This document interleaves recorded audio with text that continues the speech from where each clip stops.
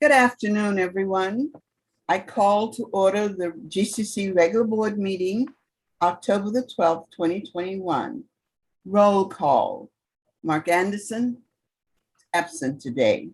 Harry Block, Here. Bruce Mandrake, Here. Jack Turner, Here. Lily Campbell, present. We are all present for our regular board meeting today. The next item is SB 361 board resolution, and that is a standard resolution to confirm that we are following the guidelines for our meetings. I will call for a motion to approve the SB 361 board resolution. So moved. I So second. moved. And a second. All right, it's resolution and roll call. Harry Block, Yes. Bruce Mandrake, Yes. Jack Turner, Yes. Lily Campbell, yes. And so we do adopt the SB 361 board resolution for our meeting. Thank you very much. Are there public comments at this time? There are no public comments at this time. There are no public comments at this time. Thank you very much. And we're moving right on into our superintendent's update. But first, welcome everyone. Welcome to those of you in the public who are viewing us today, and to all of the cabinet members and to our board members and our staff. Thank you so much for being with us today. And we will continue on with our board meeting. And now we go to the superintendent's update. So glad to see you, Dr. Peterson. You're on. Thank you. And so definitely agree that we want to welcome everyone. Also want to recognize that we're meeting at a different time this week. And that is because we have another additional board meeting with one of our authorizers this evening. And so just recognizing the change in date for our meeting today. I'm sorry, change in time. So just a few things to update the board with. You will hear more later on the agenda regarding COVID-19 updates, but we do want to recognize that both Sacramento County and Yolo County are continuing to experience a decrease in the identification rates for COVID-19, which is a positive sign. We're continuing to stay involved with many different stakeholders on many different fronts. All of the cabinet team is to stay up to date on what's happening and what plans are being made and what strategies are being used. For myself, that is a lot around the Access Superintendent's Council, but I know that each of our cabinet members have different areas of influence where they too are gaining that information. We continue to try to be a leader in our efforts to provide community testing and vaccination clinics. Last month, we partnered with Sacramento County Supervisor Rich Desmond to offer another vaccination and testing clinic at COA Middle School. Also, we partnered with the Slavic Chamber of Commerce to host a community forum on vaccinations with UC Davis. So just continuing our work to try to stay at the forefront of the pandemic and its outcomes. We continue to provide school sites and central office with a variety of ways to support themselves. We just finished our final retreat of the fall season. We finished the central office retreat. Retreat season is gone for at least a couple months. We've had a great time with all of central office. Central office has been growing in depth and numbers and service. A lot of that due to our ESSER funds to serve our students and some of our other programs as well that have generated additional funds and need additional oversight, quite honestly. So a lot of new faces in the central office and a lot of relationship building going on there. Also, the fall presentations are underway, fall superintendent presentations. I've had the opportunity to give a presentation for CCS K-8, Higher Learning Academy, COA Elementary, and COA Middle School. Upcoming soon in the next week are GIS and EPIC, and they will continue to roll out till early November. Right after that, we'll start Coffee with the Superintendent. So we just keep on getting out there as much as we can to make connections with our school sites. We've been doing a lot of presentations and a lot of leadership on behalf of the cabinet and central office team. I really want to affirm Dr. McCormick and Dr. Heather Gould, who did the yeoman's work to put together a presentation for AXA on the system-wide coherence work that we've been doing with our curriculum coaches. Together with myself, we were able to do a presentation for AXA, and I believe that that will be streamed and provide support and information, and also put our name out there in a positive way. So definitely want to affirm Dr. Gould and Dr. McCormick for their work on that. Dr. McCormick has also been this last week, together with our very own Paula Caramasino, very deeply involved with the ARIES conference. She's known as a bit of an expert and a go-to in that area. And I know that the two of them had plenty of opportunity to share their expertise and also their influence and to put our name forward. So definitely want to appreciate her for that great work. Additionally, Dr. McCormick is being a presenter in later in about a month with CSDC regarding academics and data accountability. Jason and I will be doing a presentation at CSDC on the politics of charter renewal. Mr. Sample will be representing not only GCC, but his work with the WASC accreditation committee by doing a presentation for charter schools related to the new equity guidelines related to WASC. And so very much we're being represented well. Additionally, Dr. McCormick and Mr. Sample are starting the third cohort of the CALSA Executive Leadership Group. I made excuses this time. I was part of 1 and 2, and they're going to represent for me this time. So they're going to go forward with that group, which is a great place to network. Additionally, we are starting or have already started crucial conversations. My assistant, Miss Melissa, and I argue over which cohort it is. It's somewhere around number 26. But we are excited to once again be offering crucial conversations to a small group, mostly central administrators this time. Also this next week, I will be attending my first in-person FCMAT board meeting in over 18 months.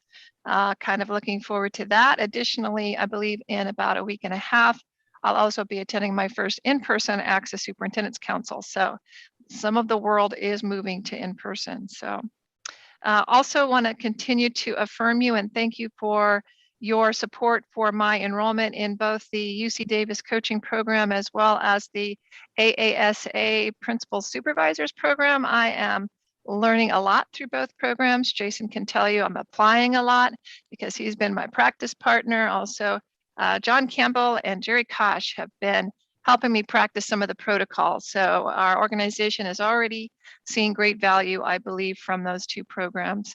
Our virtual academy, you probably will hear more about it later today, I'm thinking, but it is going well. We're continuing to market. Our enrollment is continuing to go up.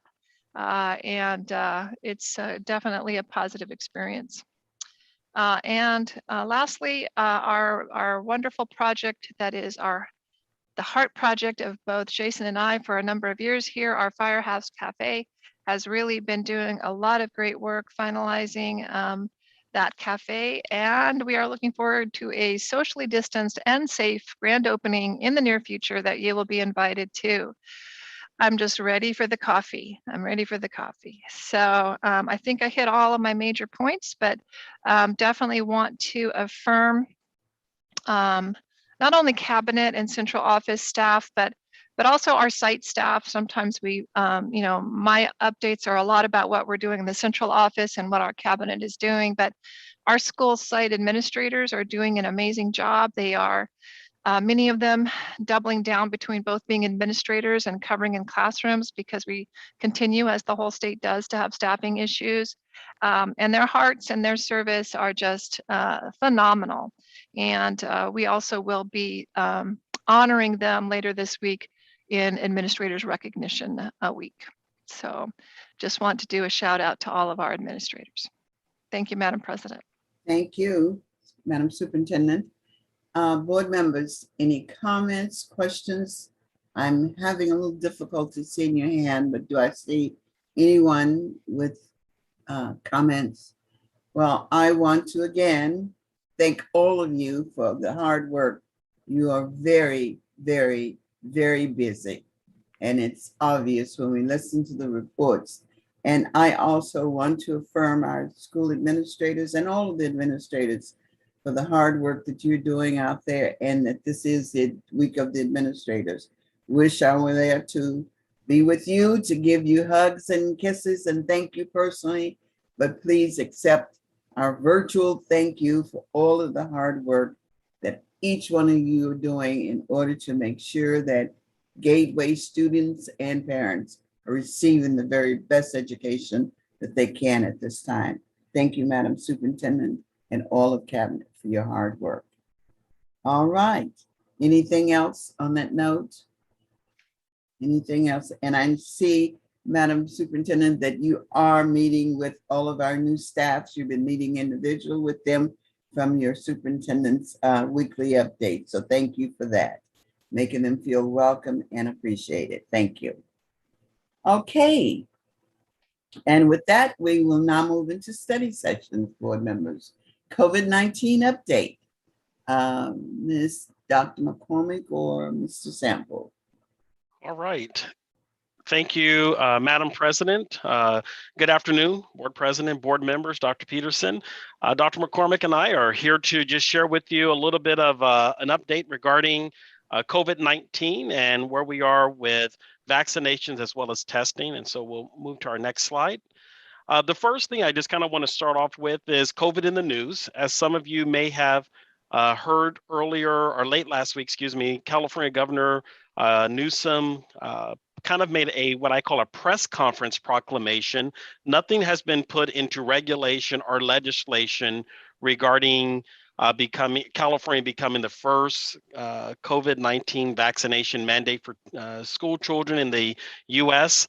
We are still monitoring and tracking and actually have been attending a number of meetings with public health as well as CDPH to kind of get more information. And as more information becomes available, we will definitely be rolling that out to the board as well as to our families. But we are monitoring this closely. As I said, it was just kind of one of those things the governor brought up in a press conference, and we're continuing to see what the impacts and implementation of that will be. Next slide.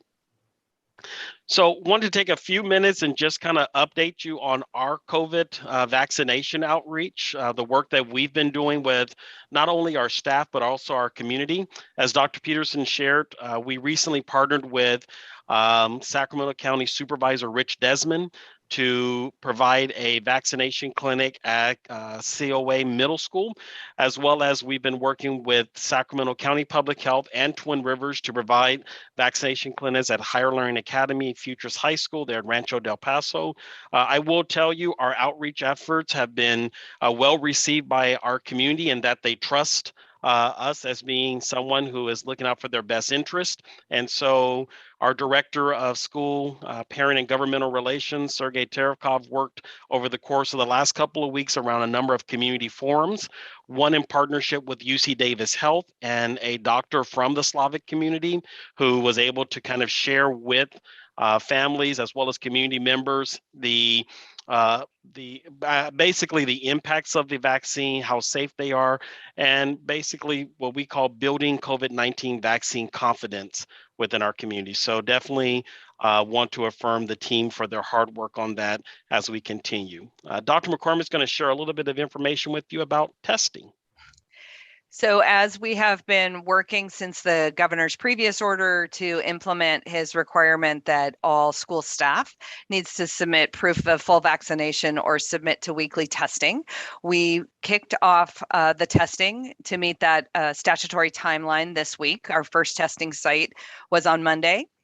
Currently, we have about 51% of the GCC staff who are considered to be fully vaccinated, and we are running 4 staff testing sites to support any of those staff members that would like to come to a GCC-sponsored testing clinic to meet their weekly testing submission requirement if they have not chosen to either inform us that they're fully vaccinated or they don't meet that requirement.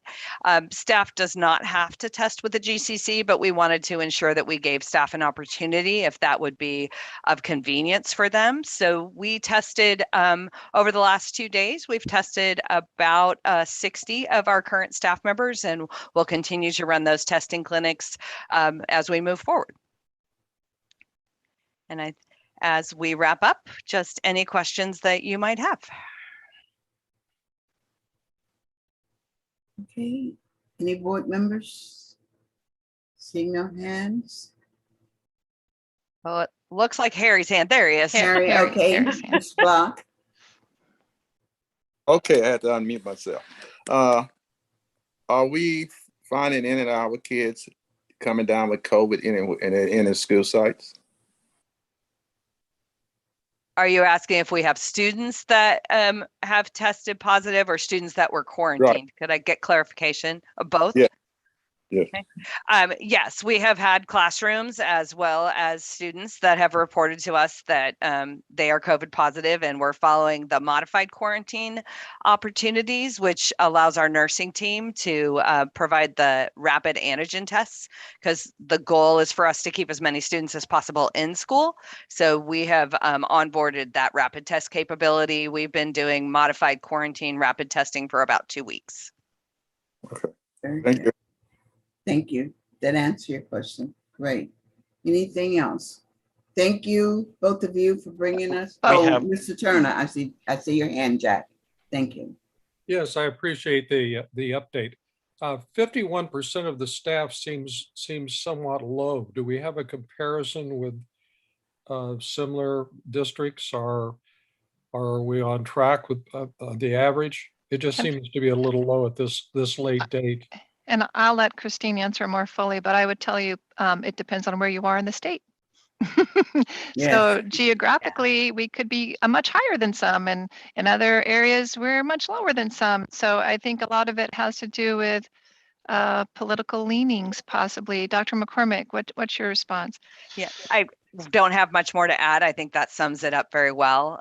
Again, some of that, I will tell you, our other staff have begun the vaccination process. They're just not considered fully vaccinated. And it's voluntary if people wish to submit that data. So there may be staff that is fully vaccinated that's just choosing not to inform us. That's possible as well. And Jack, from what I've seen in our news, in some of our areas around where I live, teachers are protesting, they are walking, they are having protests outside of district office saying they do not have to have the vaccinations and what have you. It hasn't been a pretty scene around here, so it's just one of those things. Mr. Mandrick also has his hand up. Yes. Do we have any statistics on how many staff have gotten one shot? I do not. I did not have HR break that down. Okay. But I do know we have some that have, as I said, begun the process. So we're aware. Yes. Yeah, and some of that is like, well, if you have the J&J, one's enough. Yeah, So exactly. you mean one in a series that's necessary, I think is what you meant, and Dr. McCormick answered that. So. Okay, anything else on that? Thank you, Mr. Sample and Dr. McCormick, for continuing to update us and keep us abreast. And if we have more questions, we certainly will get them to you for answers. Thank you. All right, moving to item 2 on the study session, board retreat follow-up items. Madam Superintendent.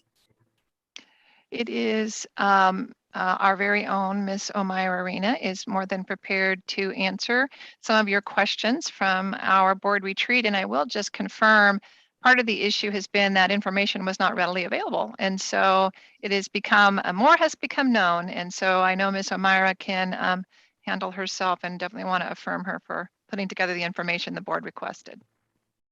Perfect. So welcome and good morning or afternoon technically now. Yes. So I'm just going to go over some of the new information we have in regards to the one-time revenues and new revenue. And I do have a table that I'll share at the very end. So I'm going to go ahead and proceed. So the additional concentration grant version 2.0 is eligible for all the sites, and it's going to be $1,344 per UPP ADA. And I'll show you what that means for each of the sites in a little bit. Okay, the A through G completion improvement, the eligible sites are schools that offer high school and will that it applies that the A through G requirements apply for. So these are the 5 different schools. So our independent studies and our futures high school. The pre-kindergarten planning and implementation grants, this would be sites that offer TK or kinder currently. And then it's going to be awarded based on the number of pupils that they had in 2021 in kindergarten. So these are the different award amounts. And the purpose is to expand the offerings to 4-year-olds and for the TK options. Okay. Expanded Learning Opportunity Program. The eligible sites are the classroom-based sites. And it's for intervention for after school, summer school, for our high needs students. It's $1,170 per UPP ADA, and it's a minimum of $50,000 per LEA.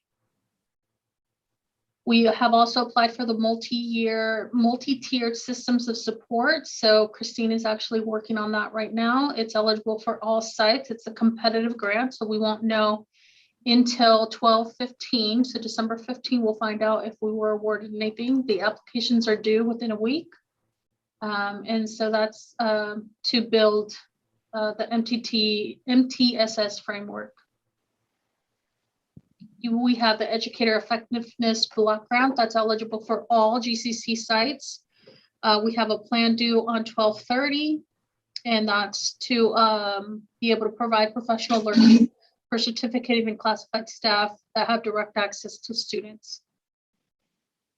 We also have the Special Education Learning Recovery Support. That's also going to be eligible for all sites. The plan is due within 12 days or so from today, 14. Learning recovery for our special needs students or students with disability. This one's going to require a 1-to-1 match.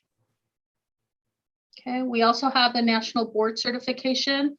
All LEAs can participate, and this is an employee-driven grant. So the employees have to apply to be able to get or to be able to participate in this program. It's to attain highly qualified teachers up to 5 years in a school with 55% or more unduplicated pupils. So any of our schools are pretty much eligible for this, and our staffs we're encouraged to notify our staff of this offering so they can be nationally board certified.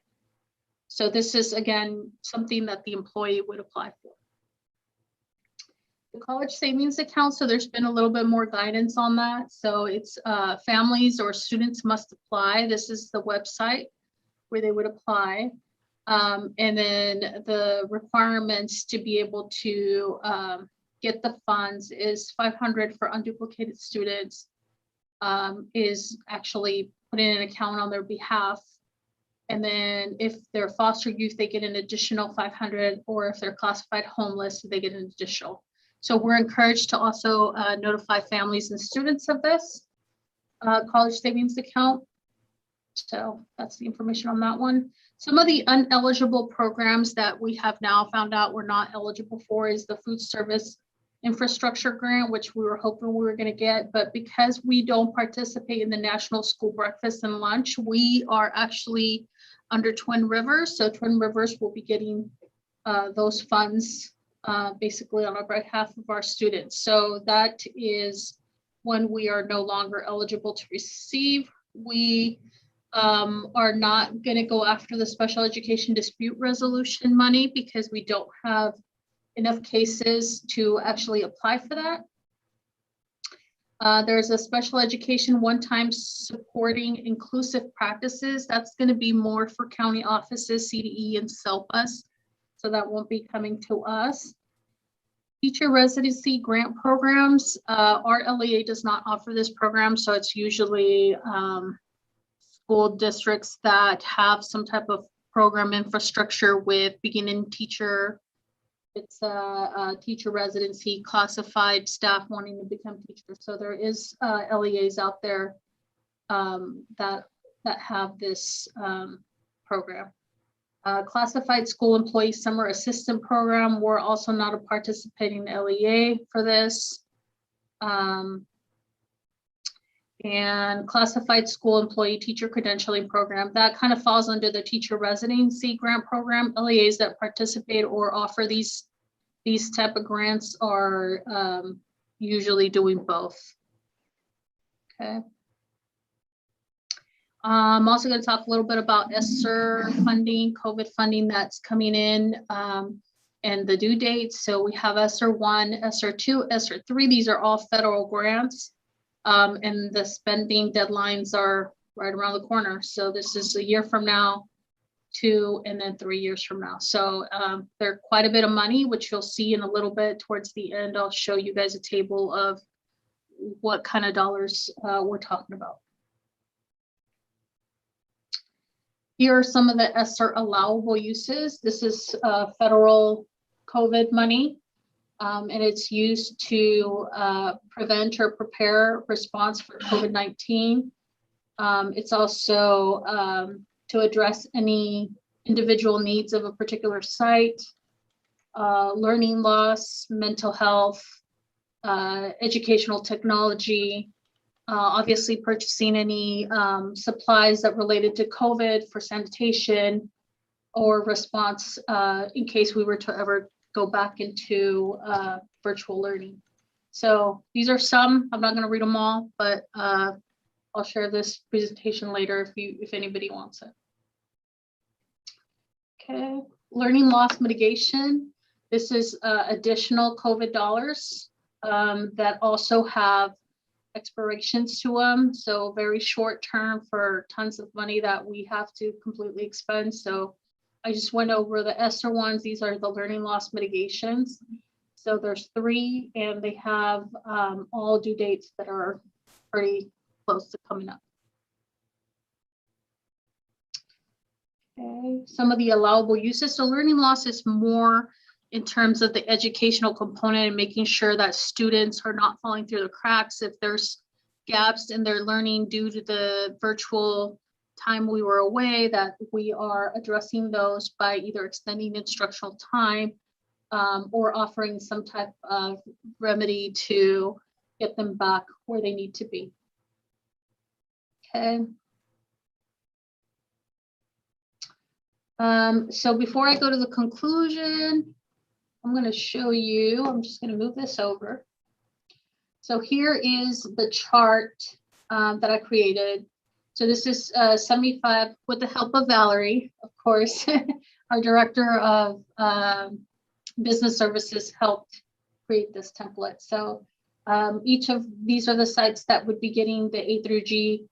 So it's 75,000 per site overall for GCC. That means 375,000. The pre-kindergarten, that we were able to figure out what the unduplicated percentage would be and kind of what that means based on enrollment from prior year. So that's what that looks like for those sites. And that's a total for GCC of $275,000 for the expansion of TK. There is also been conversation already with GIS in terms of what their plan is for expanding the offerings there. Let me make it a little bit bigger. Great. Does that help? Yes, that's better. Learning opportunity program, we just got the final award numbers for that. So those are reflected here. It has also, I've included the plan adoption and use of funds. So when do we have a plan due, and then when do we have to expend the funds? So there's no plan requirement for that, and we have to completely expend this by the state by 6/30/2020. The food service infrastructure, again, that we're not able to apply for that due to the fact that we're not part of the National School Breakfast. We actually contract out and have an MOU with Twin Rivers for our lunches. The multi-year, multi-tiered system of support, that is a total of $945,000 for the GCC as a whole. I believe we're working kind of like a consortium where we would be sharing that between all our GCC sites. And our plan is due 12/30. Oh no, got the wrong one. 10/20/21. This one's the one that we would be notified in December because it's a competitive grant. And then it has to be expended by 2026. Educator effectiveness block grant. That one is eligible for all. Our plan is due this December. Also needs to be spent by 2026. Okay. And then we have the special education learning recovery support. This is also the one that had the dispute component that we're not going after because we don't have enough expenditures to be able to justify it. We have, we're applying for $31,700 for each of our GCC LEAs, and that equals $285,300. That plan is due by the 28th. I know Eric Crawford, our special ed education director, is working on that plan, and then that one has to be spent on by 2023. We have the ongoing, this one's an ongoing concentration. It's not one time, so that's not correct. So the ongoing concentration, we have $13.40 per UPP. So it's only a one-time ongoing. So we got clarification on that. This is what this means for each of the sites. It's quite a bit of money that will need to be incorporated on the LCAP plan. So these are concentrated dollars for that type of population of students. So it's the foster youth, homeless, EL, etc. So it's our unduplicated population. That plan will come to you guys on November 30th. Or actually, it's going to come to you. The template will come to us on November 30th, and then it will be presented to the board in February 28th by Christine. So that's all going to be part of the LCAP addendum in addition to. Okay, in this Excel sheet, we also have just some of the awards and kind of how they look based on the site. So it's this one's a good illustration so you can see how much ESSER dollars we have. Let me make it bigger so you can see. These are the award amounts. So you can see it says awards here, but this is the kind of money we're talking about. And so with expended dates of when they have to be expended, it's a lot of money that's coming through, and a lot of plans and execution that need to happen before then. Okay, so this is the ESSER, the learning loss. This is all part of the learning loss, the gear, these components. This is the instruction, in-person instruction grant. And then these are some of the newer ones that we're seeing with the ELO. But it is quite a bit of money. You have the A through G. That's this one. This is the one we just recently got award letters for. The TK implementation, etc. So I think I'm pulling the right template up. Okay. And then here is what's available. So we have started to eat up some of our, let me make this bigger. Some of our ESSER 1 and some of our learning loss. So these were already expired. So they expired on these dates. So you can see that we've been actively spending our money before we are, before we have to expend it to the state and report it.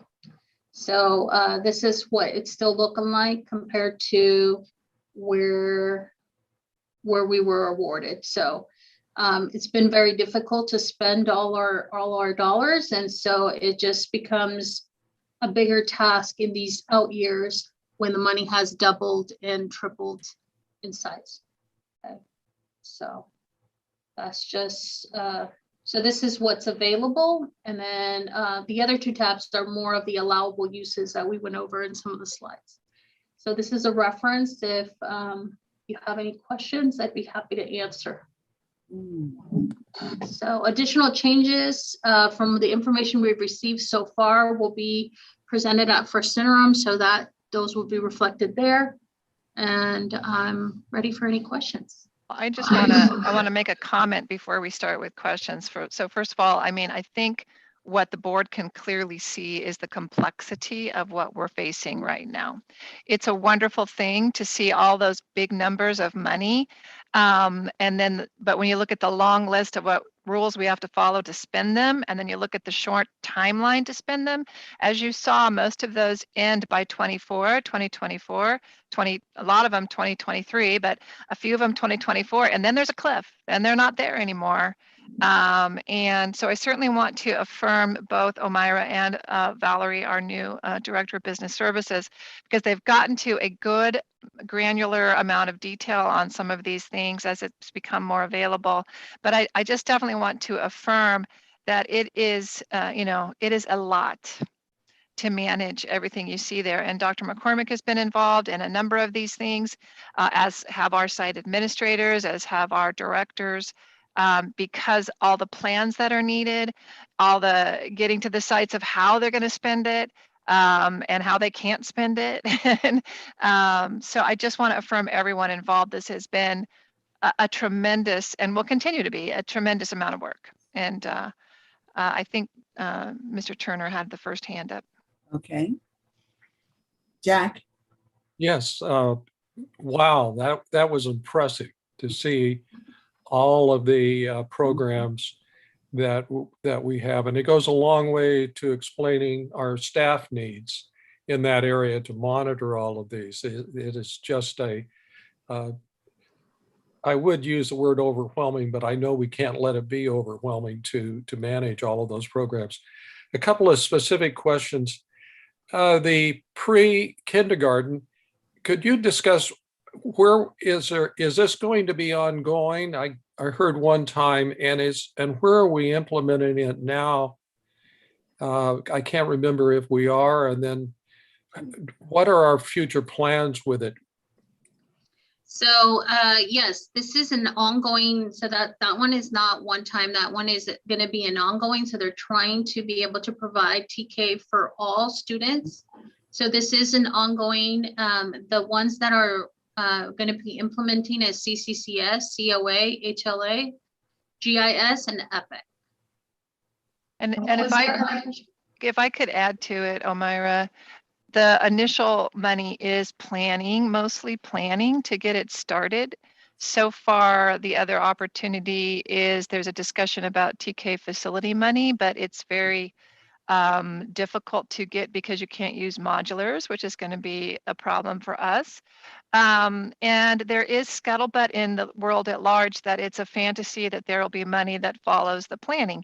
So I'm just saying we are cautiously moving forward with the planning and implementation with our campuses that have either already have TK or have kindergarten. That's the plan. So we're cautiously dipping our foot in. I believe Dr. McCormick has been involved with this because, of course, it's programmatic as well as financial. And she and Omaira and the principals of these schools are meeting to discuss this. And the biggest problem with it, if you can say there's a problem, is going to be space and facilities. Where do you put them?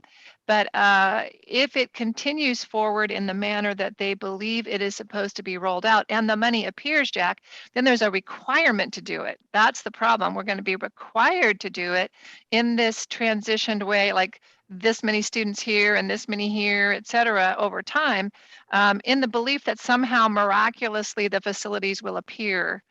Which is going to be the constraint that districts have as well. How do you, if you can't use it on portables or modulars, how do you miraculously make facilities appear out of nothing? So I strongly support the program, and as you well know, I think it's a great entry point for our enrollment in the future, and a marketing strategy as such. But I'm pleased that we're starting at this level, and in the future, I think it's something we might really want to discuss how to overcome the issue of facilities dealing with it, but it certainly offers us growth potential.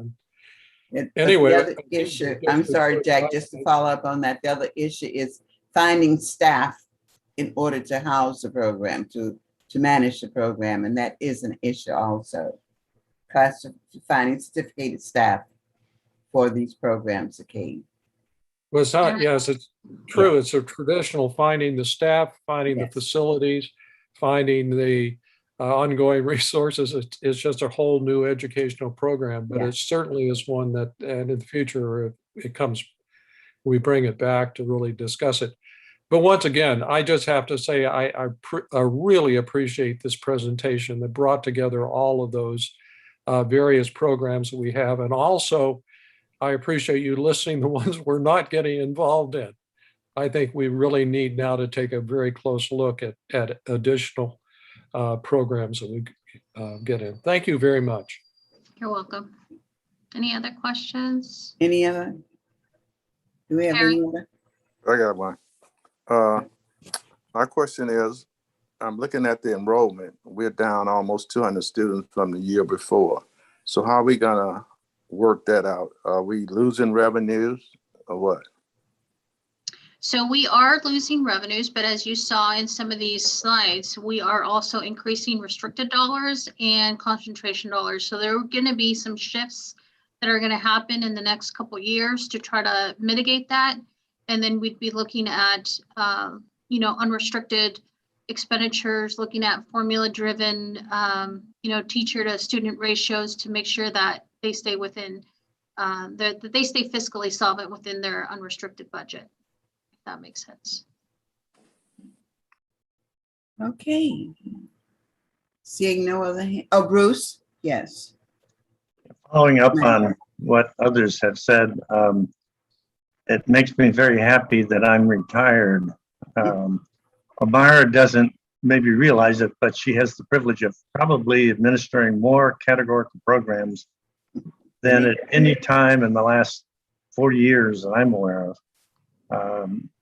They are difficult to manage, especially since we have 9 separate charters and they affect each one separately. So I am really impressed that we've gotten a handle on it, and really want to affirm staff for really being able to put it together. Isn't it interesting that it comes at a time when supposedly we have a huge commitment to local control funding, and and we were not going to have any new categorical programs. Remember that from a few years ago? Yeah, a couple years ago, they were saying we're going to eliminate categorical programs. Remember that? Remember that? Yeah. Not so much. So good Thank- job. Yeah, good Thank job you, on that. Amara, for all of that, because you did answer the questions that were posed to you at the retreat. So thank you for that thorough explanation of the funding and what have you, you and your staff. I know Thank it's you. caused a lot of work, but we really appreciate it. Thank you. All right. Hearing and seeing nothing else on that item, we are now moving into item 3, SR3 plans. Hello, everyone. With all those special funding buckets comes some more plans. So I'm going to give you an update on the SR3 expenditure plans. Before I begin, I need to offer affirmation to our fiscal team and our site principals. We could not have put these plans together without their input and their collaboration. So I appreciate all of my last minute emails to them asking for clarification and creativity and dates and details. You'll see the plans later in your board report today for your approval, but I wanted to give you sort of a 40,000 foot view of the expectation of these plans, so you had that background. So SR3 is the third round of the American Rescue Plan Act, so that we have been able to have additional funds that are intended to expand our supports for students. Learning loss, connectivity, mental health supports, anything around protective equipment, air quality, COVID staff testing, all of those things fall into the expenditures we're allowed with these plans. And as Omira shared, we have to have them obligated and expended by September of 2024. So there were a couple plan requirement components. The first plan requirement you already saw, which was our safe return to in-person learning. So we had to commit to not only having an in-person learning plan for bringing students back on campus, but we have to follow our public health guidance and review those plans until September of 2023 and make any revisions based on that public guidance to those in-person learning plans.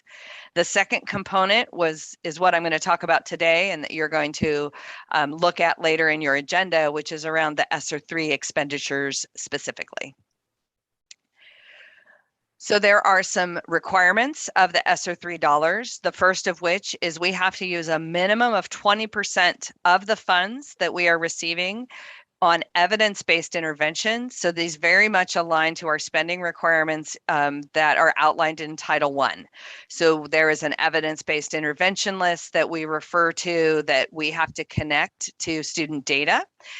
Some of those items our schools have been implementing for a while, so we're going to add on, whether that be summer school and enrichment time, and that enrichment could happen before school or after school. Same with tutoring, specifically around data-driven student intervention. Also can happen extended tutoring during the school day or after school. Any curriculum or other systems that we could buy that would support learning recovery. And the federal government has given us quite a large list of different options that we could choose from that have been evidence-based to show student recovery, especially around learning loss. Social, emotional, as well as mental health supports are also allowed under these funding guidelines, as long as they meet the requirements, as I mentioned, that are outlined about how we expend evidence-based intervention programs in Title I, which means we have to have a needs assessment. So that has to be data-driven before we make a selection of which program we're going to choose. The remaining funds are much broader. So once we meet the minimum 20% mark, then we can really look more of a broader sense across an entire school, whether that means improving air quality based on pandemic mitigation measures, increasing access to educational technology, whether that be hotspots, computerized programs, or actually physical technology inside and outside the classroom, and really the broad definition of any other resources that our school and our community, there was a stakeholder input requirement that was a bit beyond what we typically do for even our LCAP plans. If there were other items that were identified in the stakeholder meetings that the school sites had, or that we had here at the GCC that we asked for input and comment on our plans, we could include those as well. So I summarized a few of the things that you'll see in the plans that you have later on.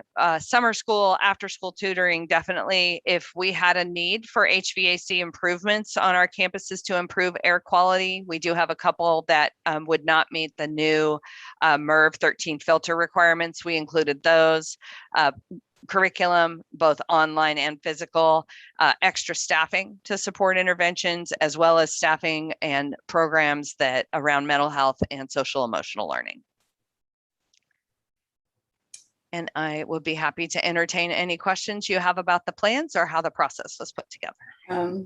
Okay, I do need to open the meeting now for public hearing. So at this point, the meeting is now open for public hearing for SR3 Expenditure Plan. Is there anyone from the public who wishes to speak on this item? There are no members of the public that have put in comment cards. No members, no one else. Okay, the public hearing is now closed on this item. And so, board members and staff, you may continue. Any other questions or comments? Question. Yes. First, I noticed that we was buying a lot of hotspots just coming up later. So are we gonna need those anymore since we're going back to in-person learning? We are using them quite a bit. It really relates to your other question regarding COVID positivity or having to place students on modified quarantine. We often need to be able to provide them access to the internet if they have to be sent home. So that's one of the reasons you'll see a number of hotspots included in our plan as we look currently and looking forward where we might need access. Thank you. Any other hands?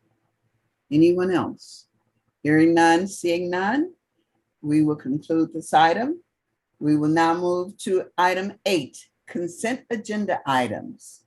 Adoption of the GCC special board meeting, September the 16th, 2021.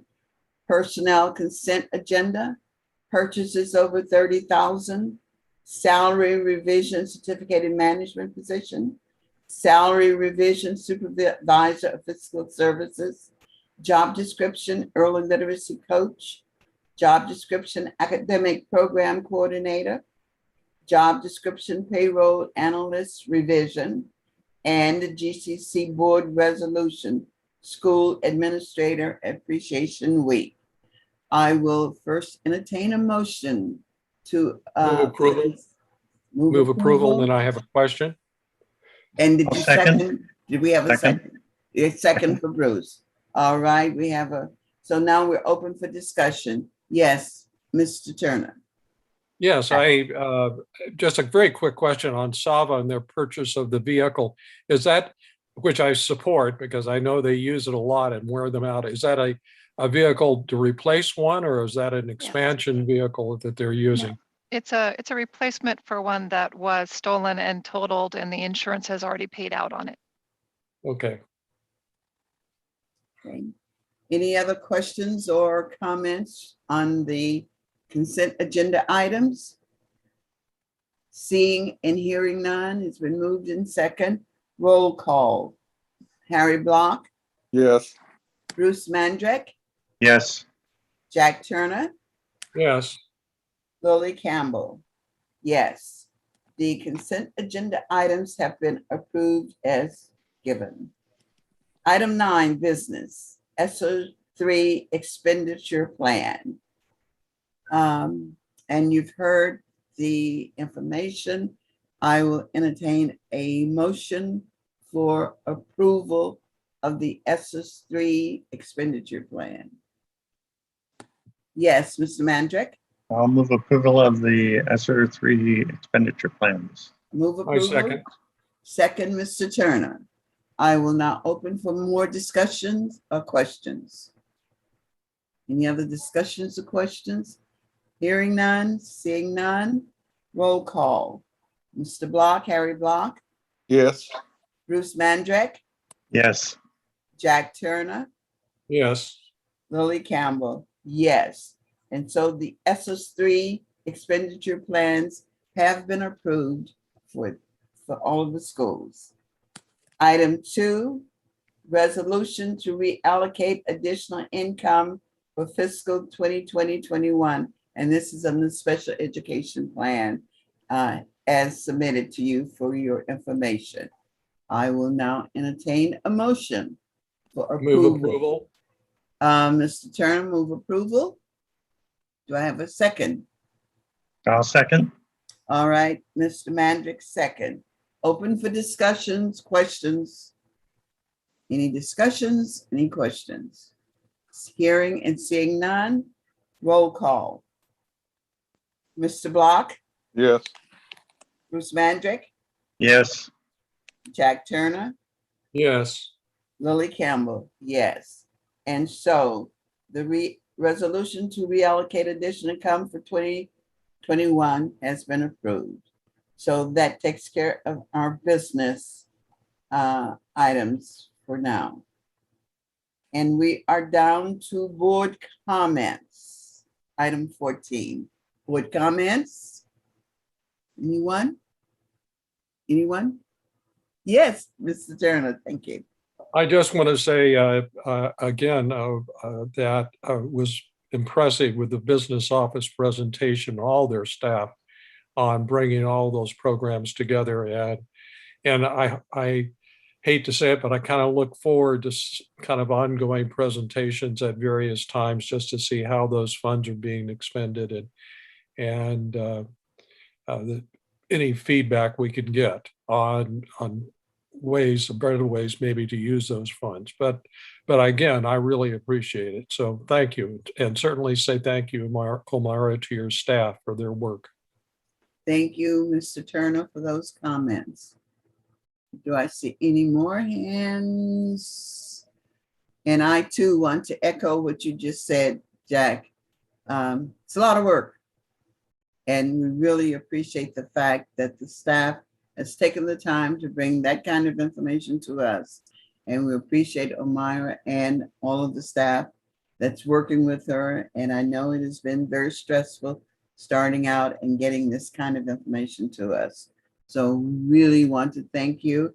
And again, our appreciation to the administrative staff on Administrative Week. Thank all of you guys for all of your hard work, everything that you do each day. We really appreciate it. Cabinet, administrative staff, all of you, thank you. Anything else? And we know that our cabinet has another hearing today on our authorizing district. So we give you our blessings and hope everything goes well with that. Anything else? Any other comments? Yeah, just want to be clear, that's just an annual update to the Yolo County Office of Education. It's something we always do to give them an update of where we are for EPIC, Right. and it will be a positive experience. It's not an action item of any kind. So I know that Dr. McCormick and Jason Sample are going to represent us well.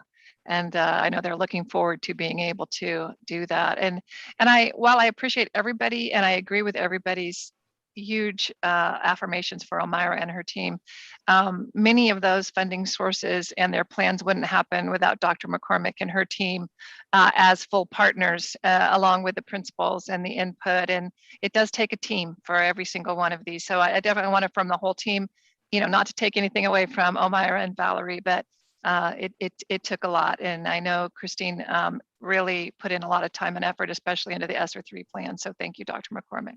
Thank you for reminding us that there are other people out there. Thank you. Really appreciate that. And we do give acclamation to everyone who's doing a great job in this organization. Okay, our next board meeting is November 2nd. November 2nd. Regular time.